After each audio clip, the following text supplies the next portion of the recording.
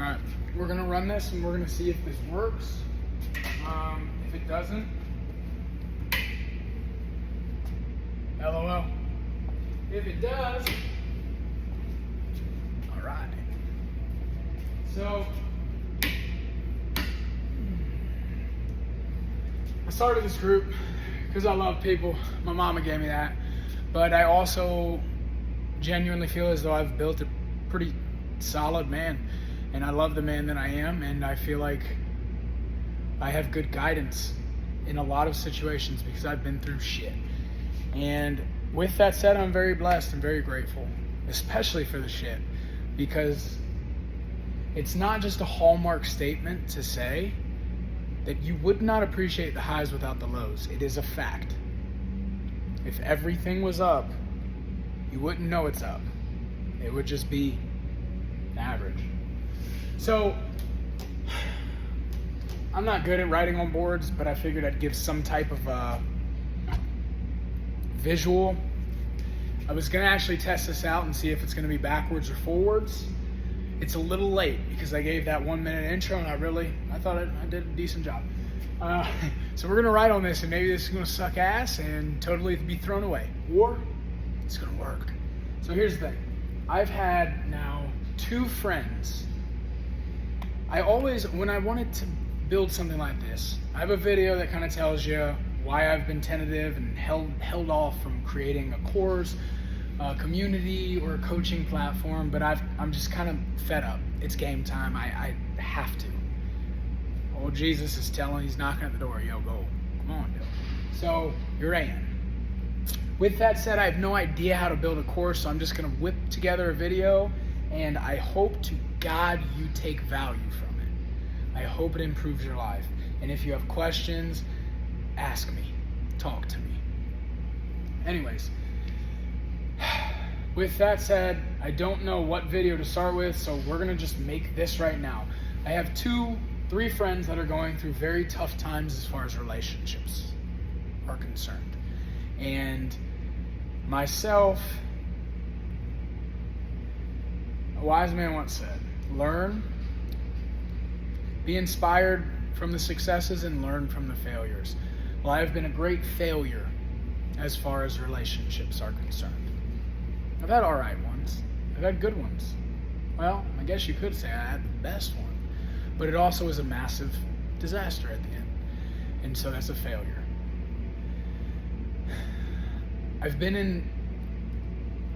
in very, very close, never disrupting, but I've been very close with both individuals in many, many relationships.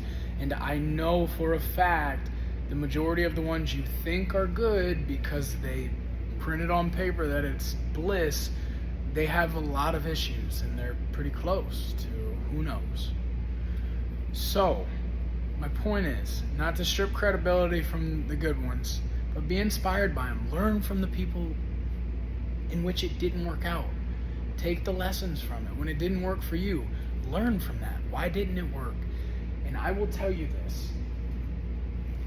It's you. It's always you. It is 100% you. If you come face to face with the most narcissistic, rascal, sociopath of a person, it's still on you.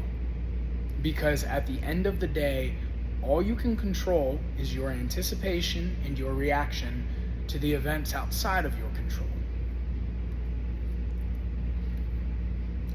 A wise man said, don't wish for a better wind, set a better sail.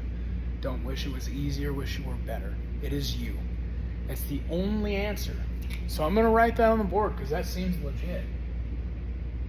I feel like that's what you're supposed to do here, is write shit on the board. God, I hope that's forward. It's definitely not forward when I'm looking at it. But anyways, it's you. And the most cliche shit, and this is not stolen from a motivational video, but it's a fucking fact that I have lived and I have evidence from life lived. It is you versus you, and that is it. There is other things that you can accommodate for, thought processes that you can go down, but it is you versus you, and nothing is going to change that. You're in your own way, and you're the person that you can change, even if all of the walls fall down. For example, When I was 2016, I was 25 years old. I met her, the love of my life. And we moved across the country here to Phoenix, Arizona in 2018. We were married in 2017. I know, a year. But your boy's like a rocket ship. I'm all about love. She's the love of my life. And in 2019, the story is very long and rascal-filled. God bless her. In 2019, she hopped on a plane, said she was coming back. She loved me. She missed me already. And we were going to grow old together, and I never saw her again. She left me in an apartment that she was the breadwinner. She was a travel nurse. And I didn't like the idea of traveling in the first place because I felt inadequate. But there's number one. And the point is, I have a hard time even recollecting the story and being detrimental of her. Because that doesn't matter. What matters is, I was self-aware, but I didn't act upon the awareness. When we would watch a TV show and I'd see a guy yelling and being insecure, I'd be like, huh, is that me? I would ask her sometimes. And she'd be like, no, that's not you. Of course she's going to say that. That's not her job to deliver that news to me. I was that guy. And I knew it. There was something inside of me that was like, Dill. And I just couldn't act upon that out of fear that I was that. Meanwhile, I lived that. The biggest thing you can have in this game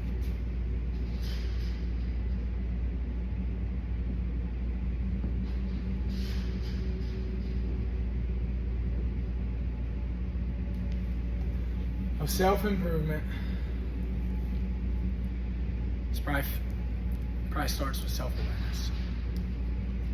If you can recognize your faults, especially when they're as small as a seed or a weed, you can pull that sucker out the ground and create a better tomorrow by creating a better you.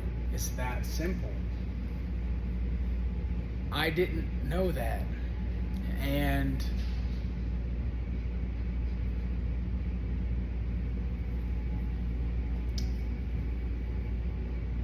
when she left, that's when I went down the rabbit hole. I started to study. Like, why do people do what they do? How could you love me but leave me like that? How could you break me? And how the fuck do I get out of this situation? And so,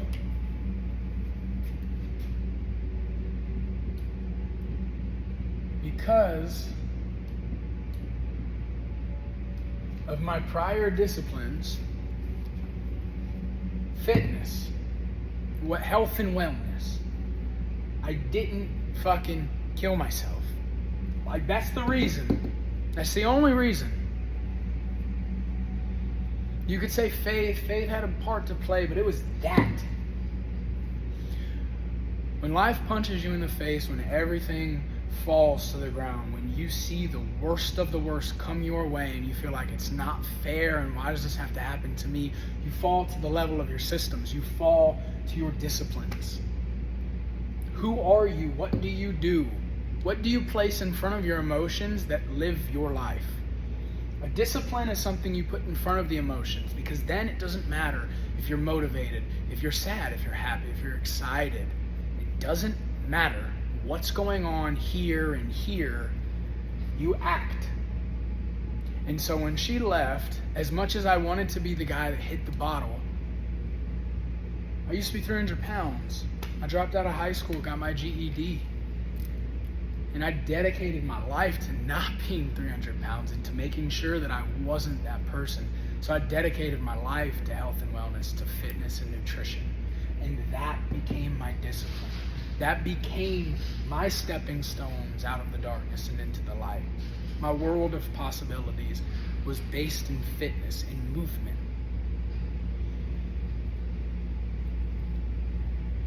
I know a lot of people that their disciplines are nearly non-existent. And when life hits them in the face, when the walls fall, when they don't know what to do, when it's not fair, they hit the bottle, they pick up a drug, or they surround themselves by all these people that just give moments of validation to tell them it's okay, you're great, you're perfect. Well, my favorite quote of all time sits something like this: affirmation without discipline is the beginning of delusion.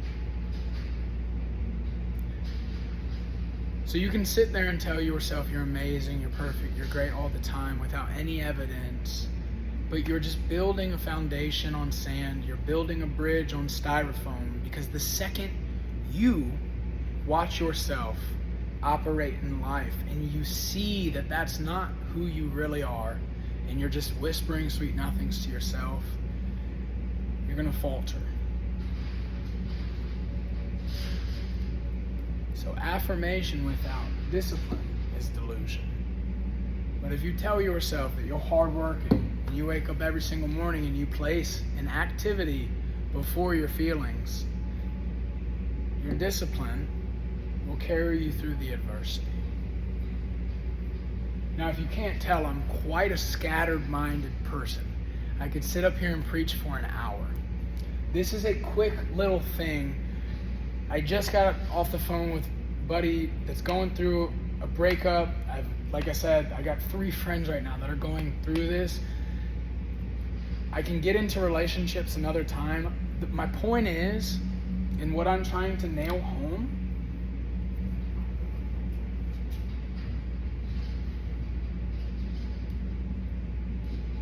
is it is you versus you. In a relationship, the one thing you need to understand is what you should say to the other person. Nice little tip of relationship advice that I've gotten from people that are successful and I agree with after failing. I'll take care of me for you if you take care of you for me. It's not the other way around. You can't move a parked car. If the other person isn't willing to work on themselves and grow as an individual, the relationship is stagnant, and most likely they're going to find fault in you because they watch themselves falter at life every single day. Every day. You know, they say a person of high integrity is someone who does the right thing when no one's watching. What are you doing when no one's watching? And there's some people that faith are like, oh, God's watching. You're watching.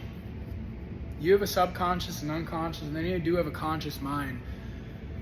But you're watching every single action that you make. Many people, I'm saying a lot of Jim Rohn stuff. So if you want to look him up, I've stolen a lot of his stuff. He's been a mentor to me from YouTube. And he says, so many of us worry about the thief in the alley that's after our purse, but what about the thief in our mind that's after our promise? Goosebumps. I know, that shit's fire. Wasn't me. Jim Rohn, look him up. Tony Robbins stole all his stuff. That was his mentee. And now I'm third in line, baby.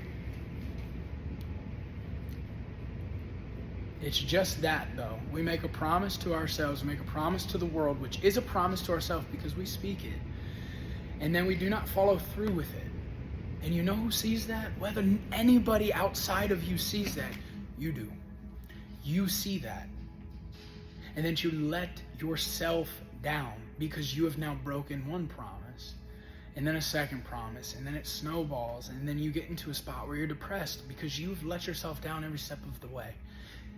It is you versus you. It's never the other individual. And almost every, I'm gearing this towards men. Like I said, almost every woman, and if you're into guys, the guys that you've dated, I really don't, that's not a class I care about taking. Love who you love.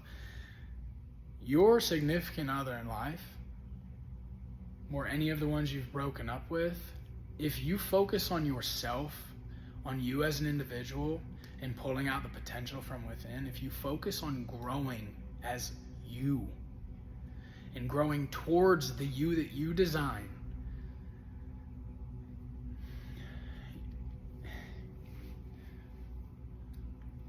six to 8 months, 2 years, 3 years from now, you would not have even given that person a second date. Maybe a second, but not a third. I promise you. because you will have spotted all of the problems and all of the issues from the get-go. And I'm not saying you're going to be perfect. That's not a thing. But you'll be aware. And you'll do something wrong the first time, and they'll be like, whoa, hold on. What do we do there? How do we fix that? I don't want that reaction again. And then you'll fix it.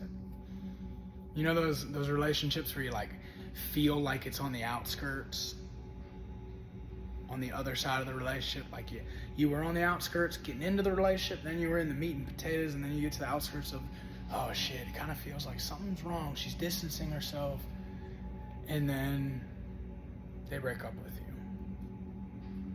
You'll be able to spot those things much quicker when you're just growing as an individual and you're not worried about pleasing or pushing the other person who may be a parked car in the first place. So it happens far more than you think. Faith.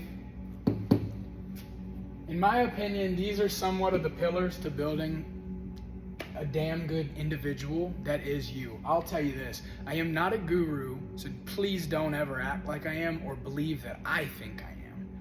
I'm a man that has been through a lot of crap, and I feel like I've sifted through and done a lot of legwork learning from people that are experts on psychology, neurobiology, relationships, life, success, wealth, all of the stuff that a successful person could possibly be. I've studied them. And they say emulate it. Do what the successful people did to get where the successful people are. And I've studied the shit out of it. So I just believe I'm in a position where I can help guide, shine that light. If your pillars are different, God bless it. That fucking hypes me up, because at least you'll be convicted on something. But for me, and I'm always changing, the second you tie yourself down pridefully to who you are, you can't grow. Always be convicted. In moments of action, be convicted in what you're doing. But in times of reflection, don't be afraid to bring awareness to your shortcomings, so you can make those motherfuckers long.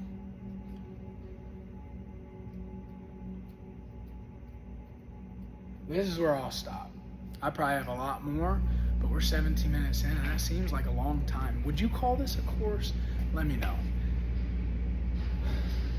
This is the basis of self-improvement. This is where it starts and begins. This is, I believe, where it ends. It's you. And the only person that you're facing in this life is you.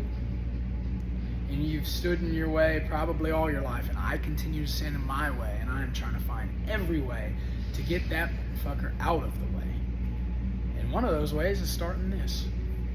So, I got love for you. I do believe in you. A lot of people are like, Dylan, how could you say that? You don't even know me. It's like, well, I've met a lot of people, and I've never met a person where I don't see bits and pieces of myself in them. And so, yes, I can believe in you. I can have love for you. Because the road that I've taken, the road that I've gone down, this life that I've lived, leads me to believe in you, to have love for you. So I do. So get over it.